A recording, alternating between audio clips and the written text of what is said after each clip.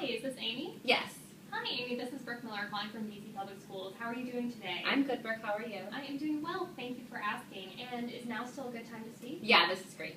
Oh, wonderful. Well, I've really been looking forward to speaking with you for your interview. I just wanted to give you a little bit of context for the call today. So this conversation will probably take around 20 minutes. I'll try to leave some time at the end for you to ask questions. Okay. In terms of what you can expect, I just want to let you know that I'll be taking notes on my end so that I can remember our conversation clearly. So there might be a point where you are done speaking and you haven't heard from me and know that I'm just catching up with you. And there might also be a time or two where I've gotten enough information from you on a particular question and I move us ahead. And Sure. I just want to let that know. Since we're over the phone, we don't have the benefit of seeing each other with nonverbal cues. Yes. So I just wanted to give you a heads up here at the front of the call. Okay. All right, great. Well, I'm looking forward to diving in. So let's go ahead and get started. Great.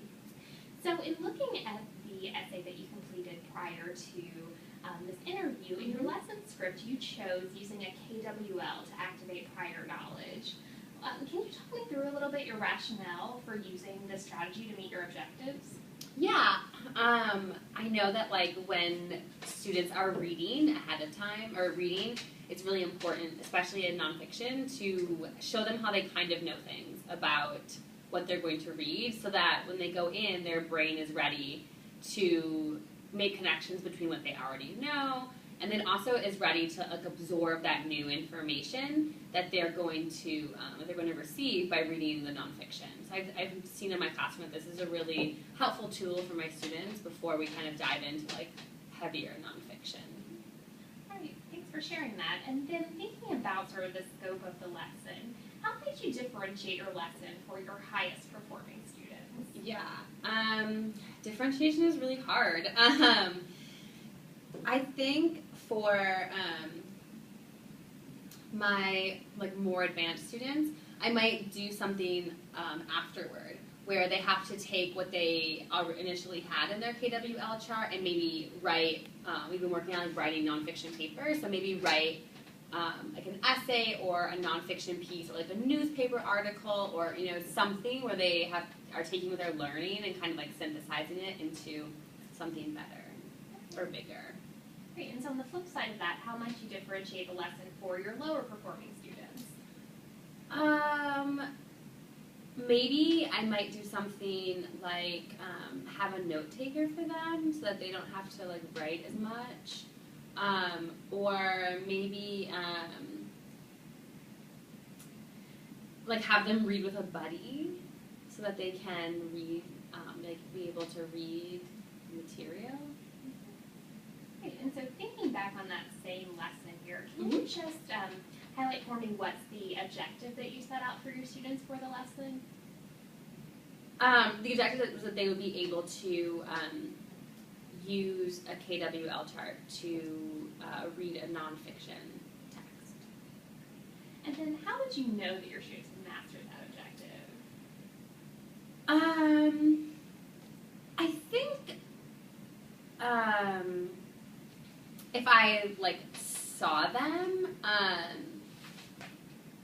maybe doing the KWL chart beforehand, before they started reading, if they were kind of coming up maybe with relevant things they already knew and wanted to know, and then if they were able maybe to pick out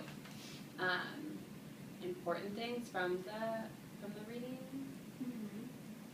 And so how would you, thinking about the scope of your class, how would you know that your students had been successful, all of them? I think maybe if they had a 50% accuracy on an exit slip, or sometimes we don't get to that in my class because time runs out, and so maybe if we did it in independent practice, I think that would be good. Half the class were able to get it, and I think I'd be able to kind of know that through just a lot of the checks for understanding that I do, when I just ask the questions while we're kind of going through to the class. I think that would be another way. Is I would be able to tell, and most of the kids could answer the question for half the kids. Thank you for letting me catch up with you. Yeah, no problem. So we're going to shift gears a little Okay. bit and move away from the essays that you did prior Okay. to our conversation and talk just a little more broadly about your classroom and your focus on student achievement in your classroom. Yeah. So I'm really curious to hear about the goals that you've set for your students this academic year. So could you tell me a little bit about what those goals are and how you track progress for your students throughout the year towards those goals? Yeah, so since I'm in a second grade classroom, I don't have the benefit of having like the state test to help me set my goals. And so what I do is I look at their reading growth or their reading level when they come in and their reading level at the end. And so I've set the goal that my students will make 1.5 years of reading growth in the 1 year. And then looking at our math standards, that they will have mastered 85% of their math standards. And I, have a conversation with each child before we actually kind of set this goal together, so they feel like they're a part of the process, and they have their own, individualized goal sheet that they look at, where they know their goal. Like if you're coming in on, like a DRA level 2, then you know that your goal is 1.5 years, and you have it at the end of your goal sheet, and you can move your little goal tracker guy across. That's great. And they really like that. And then the same thing for math, except in a standard sheet, they use stickers to track. And then we have a class average that we're going for, basically just the average of all the kids. And then we just have that up on the wall too, so everyone can know when they come in and see it. So it sounds really transparent in terms Yeah. of tracking goals and celebrating progress. And so I'm really curious to hear how your students doing so far, since we're about halfway through the school year. Yeah, so far they're doing, they're definitely, they're kind of on track. I've had to take a step back and look at my, the data so far and kind of reevaluate what I was going to do next or make some changes to my long-term plan just to make sure that they are, 100% on track to meet that goal. Because I have some students who are falling behind a little bit. So. Yeah, and so I know you've been teaching second grade for a couple of years now. How did your students do last year? Did they have the same goals, and then how did they perform at the end of the year? Yeah, they had the same goals, and I had my students on average made 1.37 years of growth in reading, and they made and they mastered 82% of their math standards. So we fell slightly short. And so how has that influenced your teaching for this year? What changes have you made? Yeah, I kind of reorganized when I did things, just because I realized that some of the math standards, they built on other pieces, and so I had to kind of move things around so that they were getting those bigger, heftier standards. At the end, I had them in the beginning of the year, and it was just hard for them to do them. Obviously, then, which led to frustration and just lots of terrible things. And so I was able to move things around. And right now, my students are ahead of where my students were last year. And so obviously, kids are different, so it's hard to compare, from one year to the next. But yeah, but so far, I think that they're going to do better. Okay, well, thank you for sharing that with me. And so, leading off of that question, I know this is going to be a pretty big question to ask you, but I'd love to hear your thoughts on, are you an effective teacher, and how do you know that? I think that I have a really positive classroom culture with my students, and they feel really invested in their own success, and they are really excited when other people have successes in the classrooms. I've been able to build really positive relationships with my students and their parents, which is something I really wanted to make sure I was able to do this year. I've had some students who are almost meeting their goal at this point of the year, and that's, to me, really amazing. I think if you came back to me at the end of the year, I would be able to give you a more firm answer of yes or no, because I really would say yes if all of my students meet the goals that I've set out for them and that they're invested in at the end of this year. Okay, wonderful. Well, we're going to shift gears just a little bit again, Okay. and I'd love to hear from you a little bit more about why you're interested in teaching for DC Public Schools. when I think of our district, it's really inspiring the work that we're doing here. No large urban district has ever closed the achievement gap, and we're going to be the first to do it. And so I'm really just curious to hear from you. First, at sort of the high level, why did you become a teacher? And then second level, why are you interested in working for DCPS?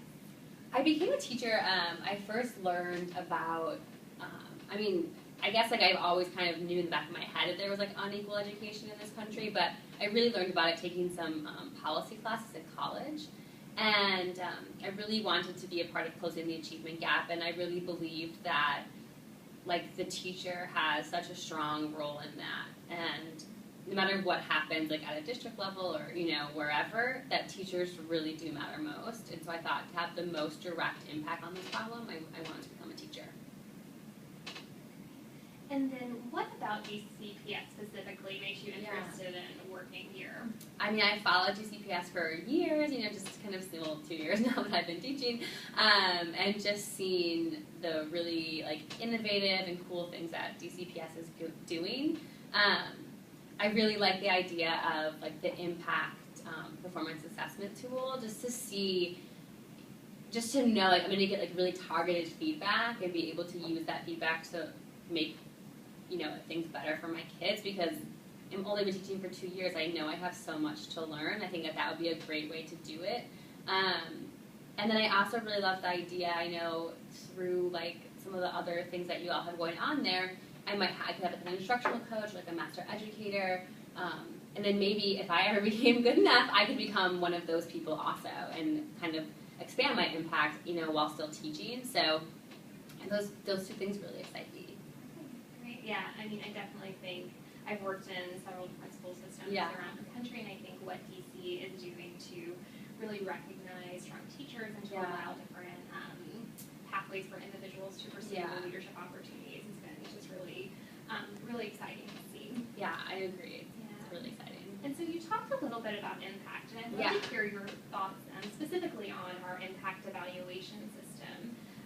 So just at a high level, what's your take on this system? Yeah, I think it's great. I followed the coverage in the news. I love how the system is tied to like my student achievement, especially thinking about I ever wanted to like move grades, realizing that I'm an effective teacher based on what my kids do. Like that's great. And as I'm thinking about like my next move, I'm thinking about really wanting to work for a school district that has like I mentioned, those like really clear expectations and like then feedback off of that.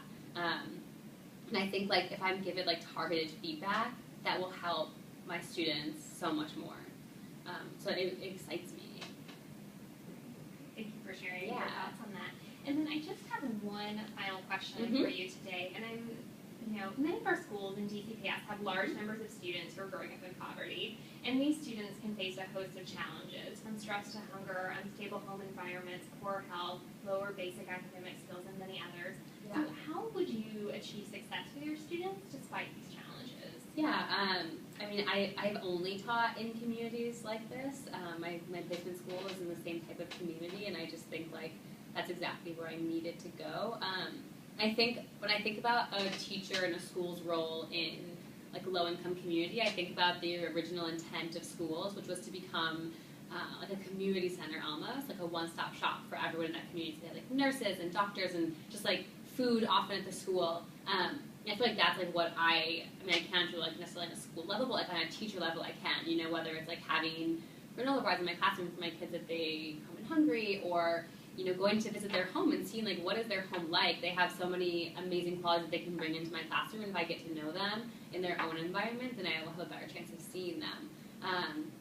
Really getting to know their parents, I just think that like, in my community here, I'm always like out and about. Like I know like all of the one of the parents sells like empanadas in front of the school, and I always go and talk to her. And like I just think it's like it's vital that you are like out in the community and known and have like much more of a presence than just like, in the classroom. I think that's like absolutely what is needed. But then at the same time, I also really believe that like my number one job is to make sure that their kids learn. And it's like up to me to be able to figure out like with the parents, with my principal, like whoever, like whatever it's going to take to make sure that like my kids are actually learning in the classroom. And then all the other things that's like lead that, like make that easier. thinking about the teacher's role in helping students achieve academically, if you had to think about what percent of the responsibility falls on you as the teacher, what percentage would you allot to your role as a teacher in terms of leading students to success academically? I mean, I think that, like, you are the number one person responsible. I think that, like, you can do other things to make that job easier for you. And, like, you know, like, if I'm struggling with something, it's, like, my responsibility to, like, find someone to help me with that. Whether it's, like, their mom or my principal or, like, maybe if I'm in DC, like, my master educator or, you know, whoever it is. I feel like you can never, like, make excuses for, like, why someone is not learning in your classroom. Thank you for sharing that with me Yeah. as well. So looking at the time, I have just time for one question, and then obviously you have our contact information. Yes. So you can contact us at any time with other questions. But are there any just immediate questions that I can answer for you? I don't have any immediate questions. I'm more wondering just, like, what the next step is. Great. So you will hear from us Okay. within 2 weeks about the status of your application and whether or not you're moving forward. Okay. And so again, just thank you so much for taking the time to speak with me today, and I wish you a lot of luck with your students this year. Thank you. I'm definitely rooting for you all. Thank you. Bye, Brooke. All right, goodbye.